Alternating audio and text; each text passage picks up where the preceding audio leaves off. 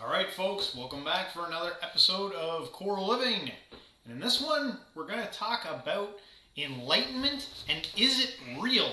Now, it's kind of funny because we have three dudes who I'm not claiming to be enlightened, and I don't think any of them are, talking about enlightenment. But hey, it's a fun subject, so let's talk about it. Now, Jer, I think, has the least experience in the studying of enlightenment, so based upon your intuitive sense and our past conversations, what do you think enlightenment is about? I don't know. The most honest answer, I have no idea. No idea. To me, if I was to hazard a guess, it sounds like it has spiritual overtones. Like you understand something that you didn't understand before, maybe. I don't think you're far off. I think you're doing based upon what I've studied about it. Now, again, we're just talking about it. I think there's something to this intuitive understanding that can be acquired through observation. Although I've heard from other people in the past that it can happen like miraculously, or what do you talk like when it instantly happens? What do they call that? When like for no reason whatsoever it just happens to someone, they get enlightened, like spontaneous enlightenment or whatever. Is this like Paul being visited by Jesus on the road to Damascus type shit? No, I wouldn't say that.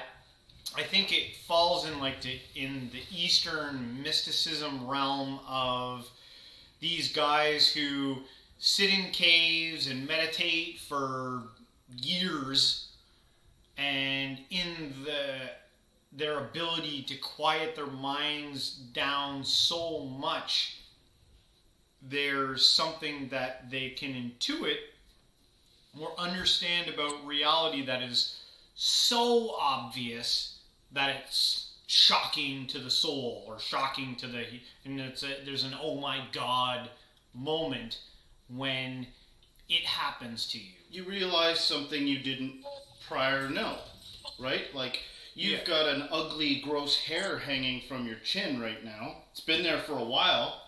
So that's an enlightenment for you. Something you guys might be enlightened to know is that I was supposed to host this episode. You promised me I was going to get to. I'm sorry. And now I'm sitting here like an idiot. So that's enlightenment. That's a kind of enlightenment. All right, well, take over. Be the host. Forget it. Fine.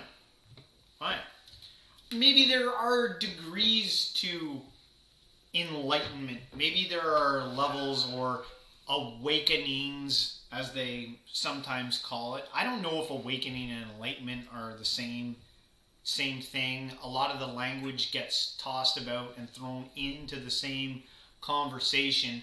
It does sound fascinating to think that there could be something so amazing that could be understood about reality and life that you've never noticed before, but that is right in front of your face, that could maybe change the way you perceive and go about your day-to-day life. Although, I don't think, based upon what I've seen from so-called enlightened people, that too much has maybe changed in the way they go about their day-to-day lives. Maybe they just feel maybe more at peace with the understanding that they've acquired. Can you have more than one enlightenment? I don't know. I've heard that it's possible to have Are there levels to it? Like that was what we were talking about. Levels to understanding, or can a stupid person with an IQ of... Can somebody with a low IQ be enlightened? Can you be I don't see why not. So what would that look like? Are they going around glowing, I'm not going to imitate what that would look like, even though it sounds hilarious, but... I don't see why not. What if enlightenment is just simply enlightenment? Break down the word. You're lightened. Where there was darkness, there's light. So what if it's just realizing something you didn't realize? You know what I mean? What if it's, but there's different levels to it, right? Yeah. Different people maybe have different kinds of enlightenment. Elon Musk's enlightenment might be different than somebody who gains a little bit more self-awareness or something. I don't know. Or maybe it's a complete shyster show to, for gurus and people to make money off of. It is strangely reminds me of I'm not trying to step on any religion's toes, but if somebody's like, I got saved, I became a Christian, there's a similarity almost between that and somebody being like, I got enlightened, Like, there's always this thing that a conversion occurred and the person became a thing, became something new. They became born again, or they became enlightened, or they got converted into this new, or they have this spiritual understanding. Yeah, they have this new understanding now that, well, I have it and you don't have it. You can be enlightened too. Yeah. Or it's a self-imposed status leveling up, right? Because how can you say they're not enlightened? Yeah, it's going to be very hard. Like, I'm enlightened now. Yeah. I'm enlightened now. That's a way to, one, it's kind of BS. And once again, not to step on any religion or sincerely religious people's toes, but it isn't like I haven't met a ton of people over the years that got saved and, turned from their evil ways only to be 10 times worse a month later. Yeah. So sometimes it's attention seeking, it's self-aggrandizement, it's, like I said, self-leveling up. Yeah. You don't have to rely on anybody. Especially you don't have to rely on anybody else. You just get to claim it. I'm enlightened now. The thing I kind of like about enlightenment is that I think it really doesn't need anything from you. It's kind of like a solo journey that you do, and I think there's benefits. I think there's I call it it's kind of bittersweet. I think there's benefits along the way, but there's also the harsh things along the way, because a lot of the process towards enlightenment is through introspection, self-reflection, and meditation and stuff like that. These things, looking inward. I think there's some personal benefits to be had in that dynamic along the way. Now, if enlightenment is bullshit, it's bullshit.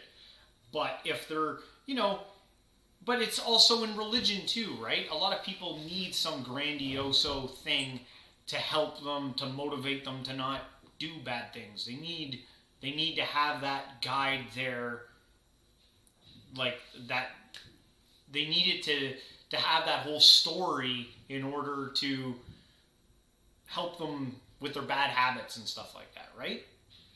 So, I find on the enlightenment path, it's a little bit more move at your own pace.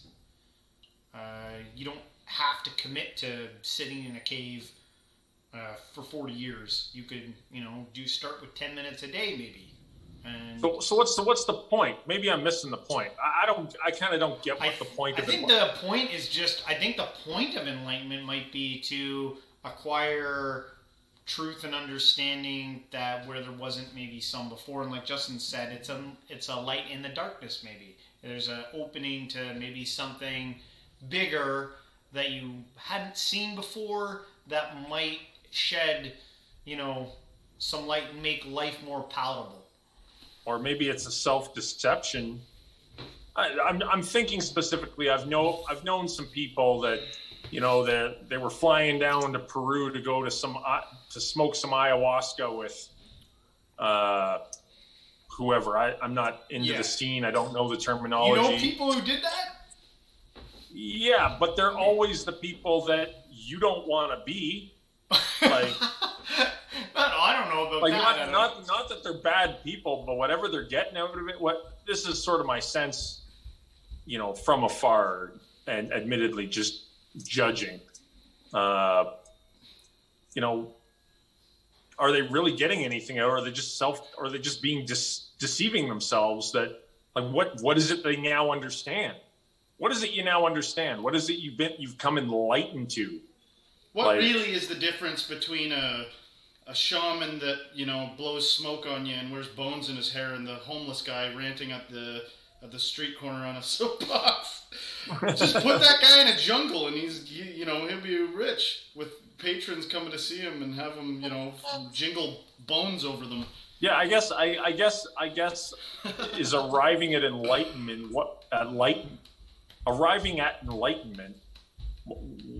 What is that? What's the benefit to you? What does it mean, first of all? And well, that's the complex. Do we not come up with an answer again? We've again more questions than answers. Yeah. But Tune in next week when we confuse you about whether or not you should, not leave your family. Just kidding.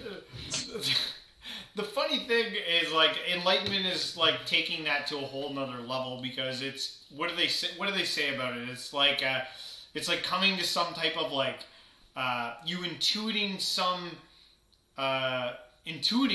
that can't be explained through words, symbols, or it's like you. It's so frustrating. Yeah, but the question is, what are you intuiting? What are you intuiting? I don't know. That's what you don't get.